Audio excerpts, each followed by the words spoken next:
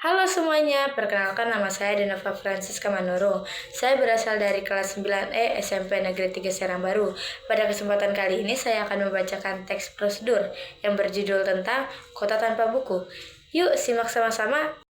Kota tanpa buku. Pernahkah kau ke toko buku, perpustakaan, ataupun taman bacaan? Tidakkah kau merasa istimewa ketika berada di dalamnya? Di sekelilingmu ada berbagai tokoh dari dunia nyata dan khayal. Tempat yang pernah kau kunjungi dan yang belum.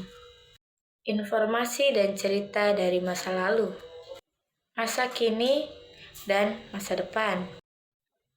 Semua berpadu. Semua berada di dalam genggamanmu. Saat berada di antara buku, tidakkah kau merasa menjadi raja dan ratu? Ruang dan waktu seolah menyatu tanpa batas. Kau bisa terbang melintasi sekat negara dan melewati berbagai zaman. Kau bisa menyelam ke dalam samudera, melayang di angkasa, bercanda dengan aneka satwa, dan berkelana di tengah padatnya kota, juga di rimba raya.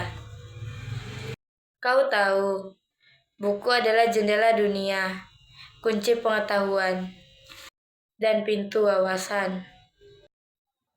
Muhammad Hatta, sang proklamator, berkata, "Aku rela di penjara asalkan bersama buku, karena dengan buku aku bebas." Melalui buku, manusia terbebas dari ketidaktahuan. Tempat-tempat yang dipenuhi buku adalah harapan berkembangnya pengetahuan dan wawasan. Apa jadinya kota tanpa buku? Pantaskah dia disebut kota? Di kota itu, mungkin kabar datang dari sumber lain, dari koran, televisi, atau internet. Mungkin informasi dan cerita datang dari cerita nenek moyang, bagai dongeng-dongeng sebelum tidur. Irama warganya pun tidak beda. Bangun pagi, bertebaran di muka bumi untuk berbagai keperluan, untuk kembali pulang siang atau sore harinya. Setelah itu mereka berangkat tidur dan memulai hari berikutnya, semua serupa. Di kota itu, mungkin ada bangunan bernama perpustakaan. Di dalamnya, buku-buku berderet di dalam rak yang tak terjamah. Tiada tangan meraih dan membuka halaman demi halaman dengan sukacita. Mungkin juga ada tumpukan-tumpukan buku yang berada di sudut-sudut sekolah yang sepi dan berdebu. Jarang dikunjungi, jarang dibaca. Buku-buku di sana terogok tanpa nyawa. Bagaimana dengan kotamu? Mungkin kau tinggal di tengah kota yang megah, atau di gang sempit, di desa terpencil, di sisir pesisir, atau di kaki gunung. Adakah perpustakaan, taman bacaan, atau toko buku di sekitar rumahmu? Jika ada, apakah tempat itu akan menjadi tempat berkumpul anak-anak dan warga?